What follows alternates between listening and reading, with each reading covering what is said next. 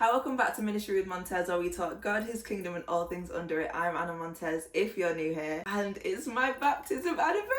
I've been calling it my baptism birthday because I'm basically 1 year old. I've been reborn again, and now I'm 1 year old. And basically a year ago, I got baptized. And in this video, I'm going to speak about everything that I've learned. Obviously not everything, because to put everything in a video, we'd be here all year. But the most important things that I've learned on this year, in this year, of this year, through this year of being a Christian, a baptized Christian. Number one that I'm going to start with is this walk is hard. It's not an easy walk, bro. Don't let Instagram fool you. Do not let Instagram fool you. F-E-W-L. Don't. Like, oh yeah, I've constantly been fighting. I've been fighting for my life. But that's mainly to do with the fact that I don't want to listen. So I think that this walk can definitely be hard if you're not willing to listen, to heed, to take in, to understand, and to act. But it's going to be hard anyway, because the Lord said that we will also face tribulations because He faced tribulation. We will face persecution because He faced persecution. So it's going to come without us even having to ask for it anyways. But the easiest way to get yourself out of it is to listen. Because I think at the end of the day, in Psalms 37, it says, delight in the Lord and He will give you the desires of your heart. But I personally like to look at that verse and say, He's not going to give me the desires of my heart. Because at the end of the day, the human heart is wicked. The human heart is selfish. The human heart is mean. But I believe that when we dwell in the presence of God, when we spend our time focusing on the things that He wants us to focus on, our minds, our hearts will then be delivered into His will. And then through that, His will come over our hearts and over our lives. Because when I delight in His presence, that's when His delight will be over my mind. You know, so a lot of people look at that verse and think, well, if I spend time with God, then He's going to give me everything that I want. He'll give you things that you want, but it might not even be things that you initially want. It's things that you then come to want because you spent time with God and He's changed your mind and even your heart posture on certain things. You can actually ask God for anything. And I say that because some people might already know that you can ask God for anything. But I used to walk in my Christian journey with a scarcity mindset and thinking that I can't ask for big things. I have to keep the prayers small. And that's only because of with myself, I don't like to be disappointed. And not that God could ever disappoint me, but my own expectations of what He's going to do for me would disappoint me, and I don't want to be disappointed. So I'd only ask Him for the small things, but that then, not that it made me see God as small, because I could never see God as small because He's so big and He's done so much, but it definitely made my mind think small. And we're not supposed to be doing that as Christians. We actually have a king as our dad. Like, the person that made everything that you can see in this video, the thing that you're watching this video on, the sky that you look at, even though the sky is very dark and gloomy and grey at the minute, He made that sky. So whether we think it or not, we have a big God. We have a big Father. And me asking God for the small things, that makes me look like I'm doubting God. If you're a doubter, you will receive nothing.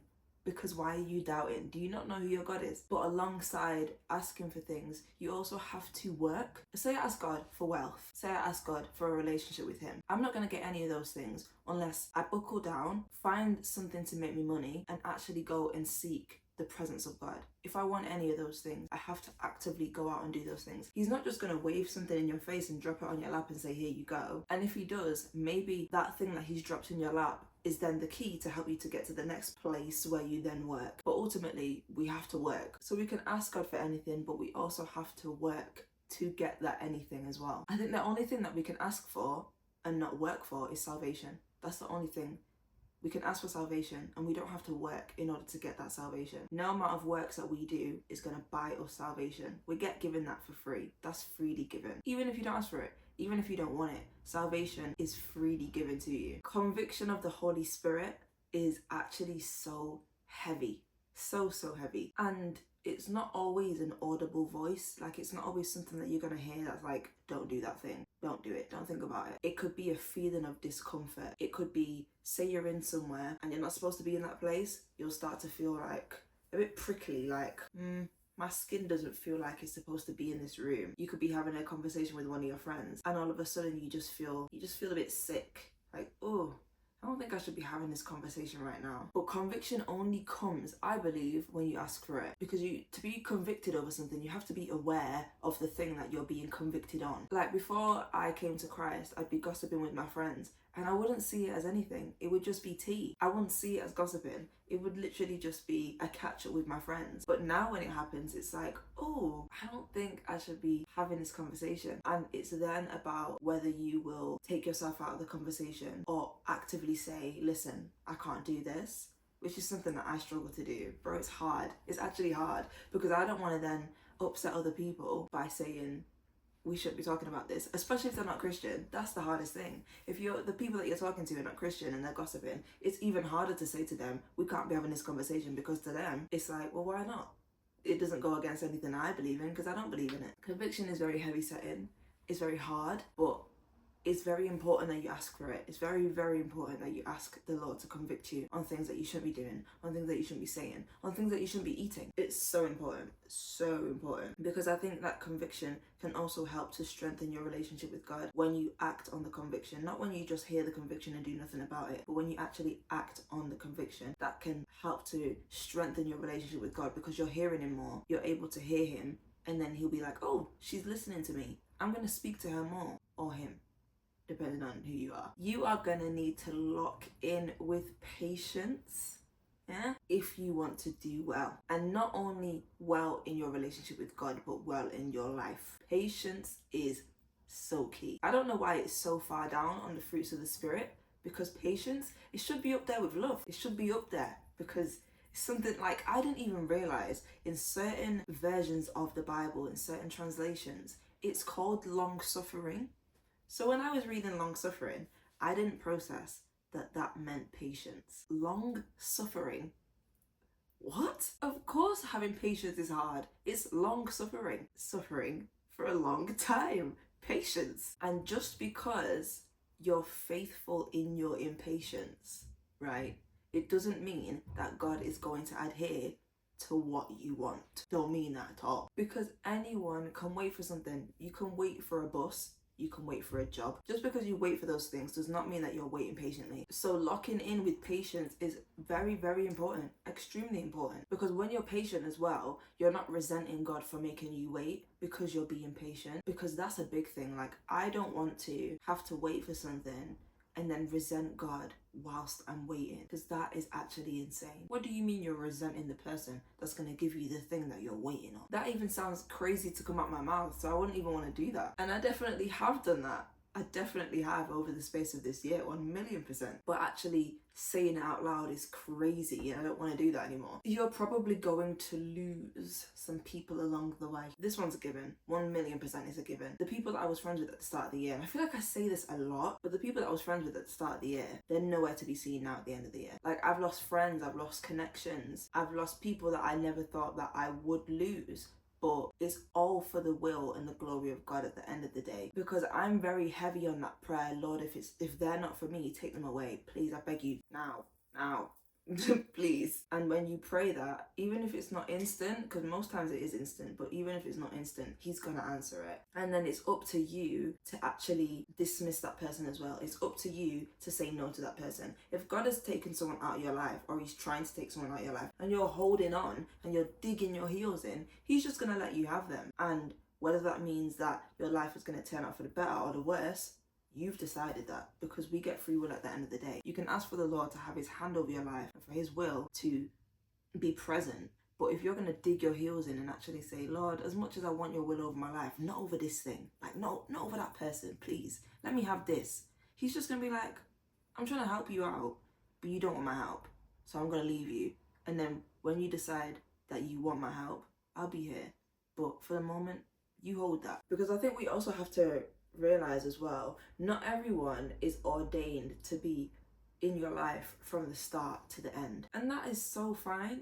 That's actually okay. Like, I think as people, we kind of want everyone to be in our lives and we want to have all these friends and everything like that, but that's not the calling for all the time. You know, there's been times in my life when I've had so many friends and I've been absolute social butterfly, and there's been times where I've not had many friends and it's just been me. And that's okay. Like, that's actually alright. My brother just called me, so I don't even know what I was just saying. But basically, not everyone is ordained to be in your life from the start to the end. And that is 100% okay. Especially when you think about how much you can change from the start of the year to the end. Do you know what I mean? Like, I've changed so much. There has been things that the Lord has put in my life and opportunities that he's given me that I never thought that I'd ever be given or do or accept. You know, there's so many different things, and it stands to reason that you'd lose people over the course of that because you're not that same person.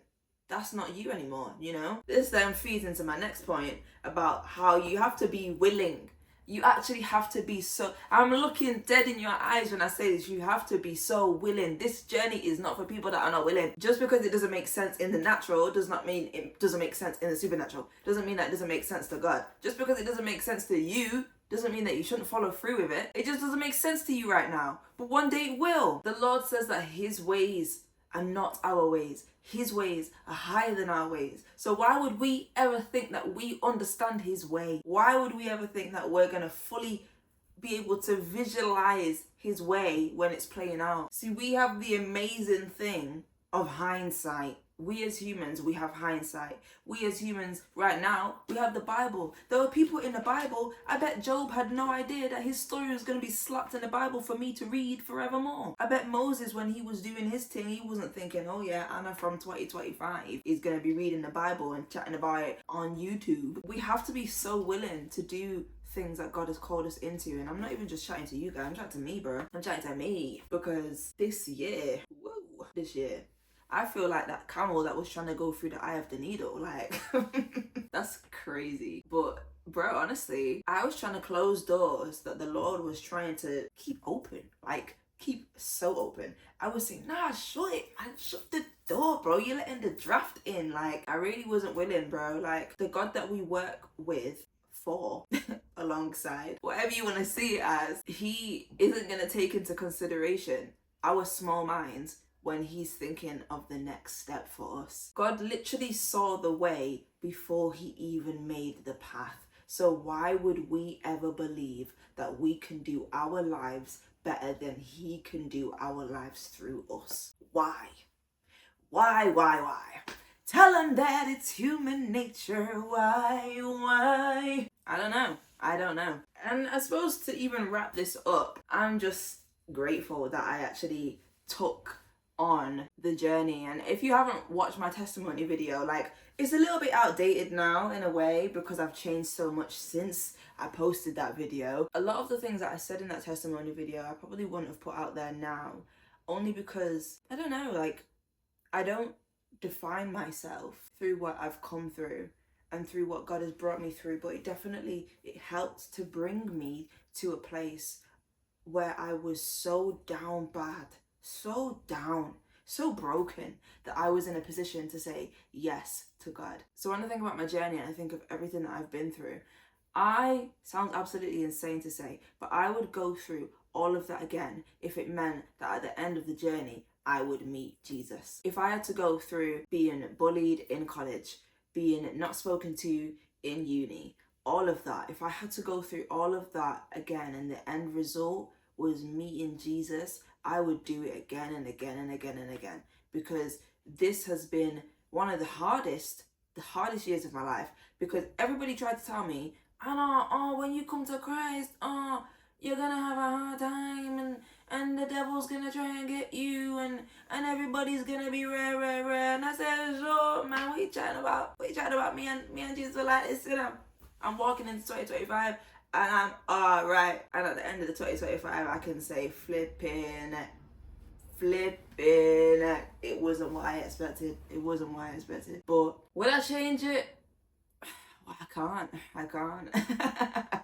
So would I change it? I can't change it. So there's no point saying if I could or couldn't, what would I do? You know, I'm grateful for the life that I have in Christ. I'm so grateful. He's opened up doors that I never thought would open. He's closed doors that I never thought would close, but I'm better off for it. He's done so much through me, and I know that he's going to do so much more through me, even after this year and going forward and so if you were ever thinking about getting baptized, baby, you just go ahead and do it. Get baptized, give your life to Jesus, you will honestly not regret it. But don't be naive like I was. Do not be naive like I was and think that this life and this walk is just gonna be la-di-da-di-da. I love Jesus. Jesus is amazing. No hardships for me. Because that's what I thought. And if I knew even just a little bit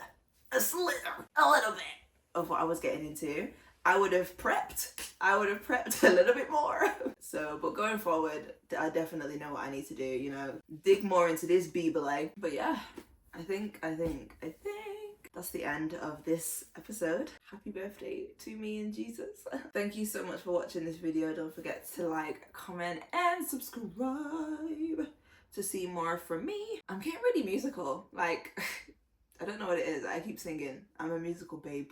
Mom says that I need to go into a choir. I need to dip my toe into a choir. I love singing. I really do. One day I'll release an album with Jesus. But yeah, thank you so much for watching this video, and I will see you all in the next one. Bye!